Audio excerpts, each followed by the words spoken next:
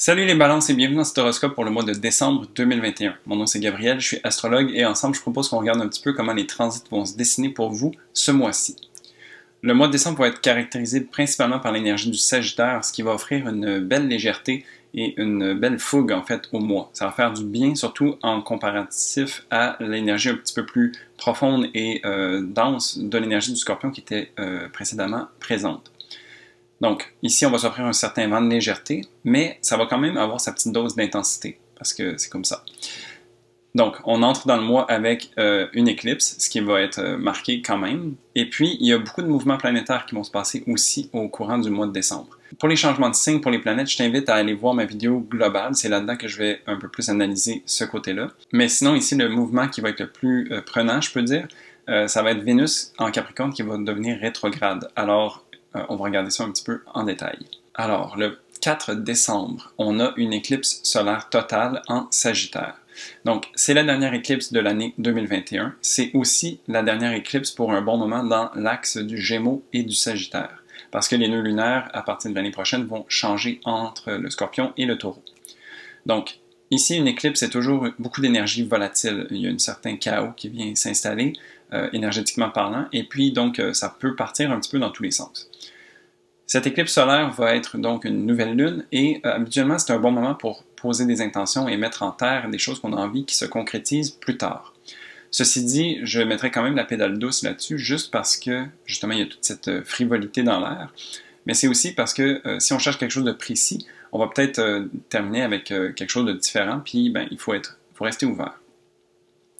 Justement, on peut utiliser cette éclipse avec l'énergie du Sagittaire, donc qui va venir nous aider à garder un esprit ouvert, à accueillir le champ des possibles et d'être flexible à travers qu'est-ce qui se manifeste pour nous. Donc, ça serait plus de cet angle-là que j'aborderai cette lunaison. Pour vous, ça se passe en maison 3, et donc, c'est une maison qui parle de communication, d'échange, de mental, de réflexion et tout ça. Et donc, ça pourrait être intéressant de se poser, en fait, puis de se permettre à travers l'écriture, peut-être à travers l'échange avec les autres, de pouvoir parler, de s'offrir un temps de réflexion et prendre conscience de certaines choses qui nous habitent. Donc, les nouvelles lunes, en général, sont aussi un moment où est-ce que c'est vécu un petit peu plus à l'intérieur. Alors, ça pourrait être intéressant de venir connecter au niveau mental avec comment on se sent à l'intérieur et voir qu'est-ce qui en ressort. Ensuite, du 6 au 9 décembre, on a Mars en Scorpion qui vient faire un carré à Jupiter en Verseau. Mars est une planète d'action, d'assertivité, de combat. Dans le signe du Scorpion, c'est son signe domicile, alors il est très puissant dans ce signe-là. Il est capable d'agir avec ses tripes, d'être vraiment frontal et de ne pas passer par quatre chemins pour faire ce qu'il a envie de faire. Le carré à Jupiter peut amener une certaine augmentation de cette force-là.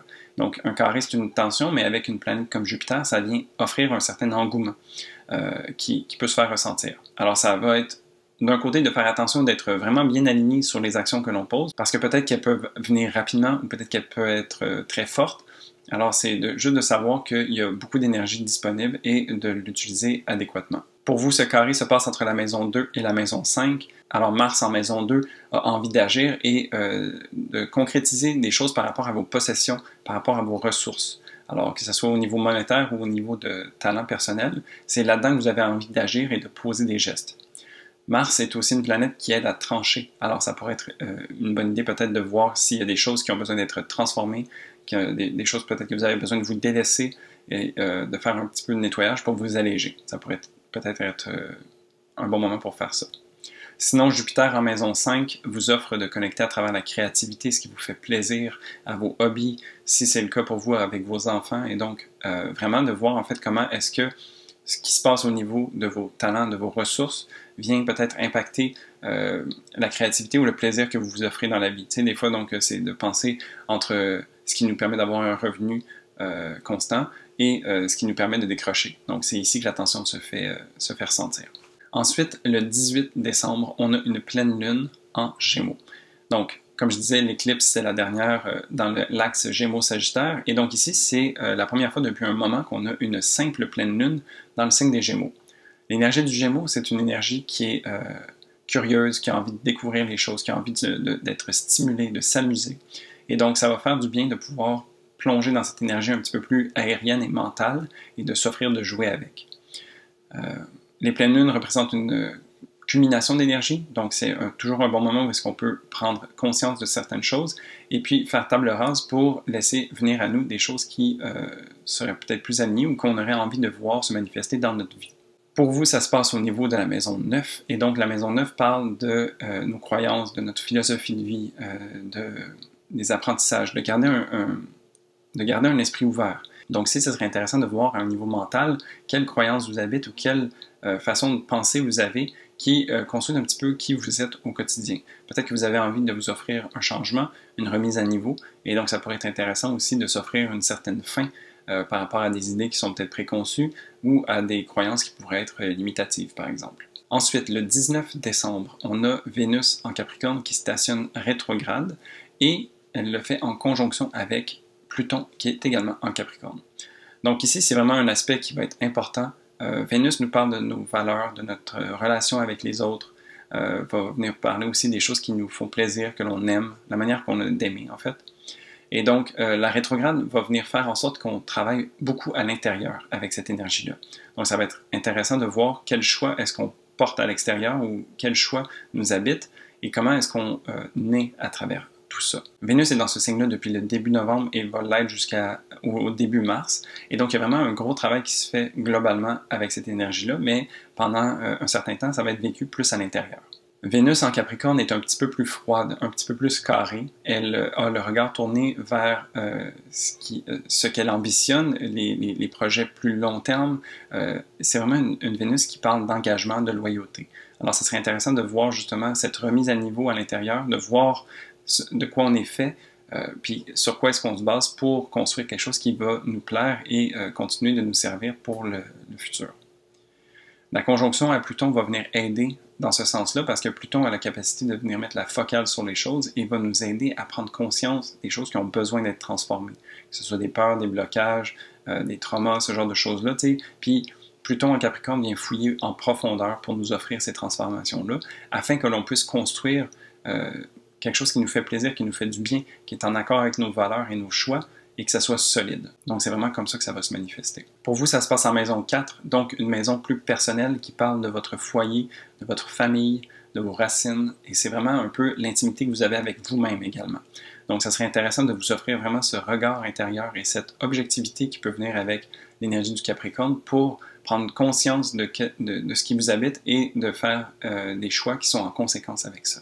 Donc, vraiment, c'est un bel alignement qui s'offre à nous et des belles remises en question qui vont peut-être être difficiles ou qui vont faire remonter des choses, mais tout ça va nous permettre d'être allégés pour le futur et nous permettre d'être plus en adéquation avec soi-même. Ensuite, le 24 décembre, on a Saturne en Verseau qui va venir faire un carré à Uranus en Taureau. C'est un aspect qui est très signature de l'année 2021, on l'a vu plusieurs fois se manifester, et donc ici c'est la dernière manifestation de ce transit pour l'année 2021. Saturne en Verseau est en train de reconstruire un peu le futur. On le voit à travers la société qui est en train de changer et de s'adapter en fait aux nouvelles réalités. Donc c'est vraiment ici qu'on est en train de faire ce travail de fond.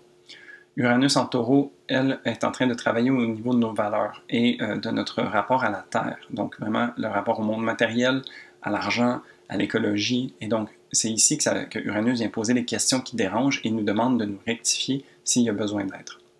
Donc c'est vraiment un choc ici de valeurs, c'est un travail de fond et lent qui s'opère et qui va mettre vraiment des bases solides pour le futur qui s'en vient pour nous. Pour vous, ça se joue entre la maison 5 et la maison 8. Donc la maison 5 qui parle, comme j'ai dit plus tôt, de vos plaisirs, de vos hobbies, de la manière que vous avez de vous amuser. T'sais. Donc Saturne est en train de travailler vraiment à vous créer une fondation qui va fonctionner pour vous et qui fait du sens pour que vous puissiez vous permettre d'avoir un certain plaisir dans la vie. Et c'est en carré donc avec Uranus qui est en maison 8. La maison 8 qui offre justement de regarder ses parts d'ombre, de voir un peu au niveau psychologique qu'est-ce qui se passe et de se poser les questions afin de s'offrir une certaine mort-renaissance ou une certaine transformation qui nous permet de renaître. Donc, ça serait intéressant de voir comment est-ce que ces transformations peuvent peut-être alimenter la créativité qui vous habite avec la maison 5 ou de voir en fait comment est-ce qu'à travers la créativité, vous pouvez vous permettre des transformations. Donc, il y a moyen quand même si c'est un carré, de venir jouer dans les deux énergies et de trouver une façon de les harmoniser. Et pour finir, le 28 décembre, on a Jupiter qui entre dans le signe des Poissons. Donc Jupiter qui transite dans les signes maîtrisés par Saturne depuis quelques années, ça va faire du bien de pouvoir enfin le sentir chez lui en domicile en Poisson. Donc, Jupiter est une planète d'expansion qui a envie de liberté, qui a envie d'apprendre des choses, et puis donc transite dans les signes maîtrisés par Saturne et se voit un peu contraint à travers tout ça. Donc ici, on va vraiment sentir une légèreté, une libération, si je peux dire. L'énergie des poissons va venir nous apporter aussi une certaine purification. C'est le dernier signe du zodiaque, ça nous offre un certain bilan aussi, et ça nous permet de venir faire le tour de la question et de se nettoyer des choses qui n'ont plus besoin d'être. Donc, ça va être intéressant de voir en fait comment, en cette fin d'année, on peut faire le bilan, se nettoyer pour vraiment entamer l'année qui suit frais et dispo, si je peux dire. Pour vous, ça se joue en maison 6 et donc les opportunités vont se présenter dans votre quotidien, dans les activités que vous avez au jour le jour, que ce soit au travail ou à travers votre développement personnel. Donc, ça va être intéressant de voir que les opportunités se présentent ici pour vous. Et donc voilà, ça fait le tour du mois de décembre pour vous. Un mois quand même à saveur différente comparé aux dernières semaines, mais qui va venir quand même avoir sa dose d'intensité et son travail introspectif. Et donc sur ce, je te souhaite une belle fin d'année et je te dis à la prochaine pour un prochain horoscope. Salut!